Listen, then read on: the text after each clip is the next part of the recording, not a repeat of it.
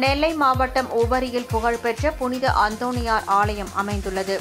இந்த ஆலயத்திற்கு உள்ளூர் மட்டுமல்லாது வெளி மாவட்டங்கள் மற்றும் அண்டை மாநிலங்களில் இருந்து ஏராளமான பக்தர்கள் மற்றும் சுற்றுலா பயணிகள் வருகை தருவது வழக்கம். இதையொட்டி பக்தர்களின் வசதிக்காக உவரி ஆலய நிர்வாகம் சார்பில் கடற்கரையோரத்தில் உணவகம் ஒன்று கட்டப்பட்டது. இந்த உணவகத்தை தமிழக சட்டப்பேரவைத் தலைவர் அப்பாவு திறந்து வைத்தார். இந்நிலையில் உணவகத்தை அகற்றக் கோரி அதே ஊரைச் சேர்ந்த ஒருவர் நீதிமன்றத்தில் வழக்கு தொடர்ந்தார். கடற்கரையோரத்தில் எந்தவித கட்டிடங்களும் கட்டக்கூடாது என்று விதி மீறப்பட்டுள்ளதாக மனுதாரர் கூறியிருந்தார். இதையடுத்து உணவக கட்டிடத்தை இடிக்க நீதிமன்றம் உத்தரவிட்டது. இதையடுத்து பலத்த போலீஸ் பாதுகாப்புடன் உணவக கட்டிடம் இடித்து அப்புறப்படுத்தப்பட்டது.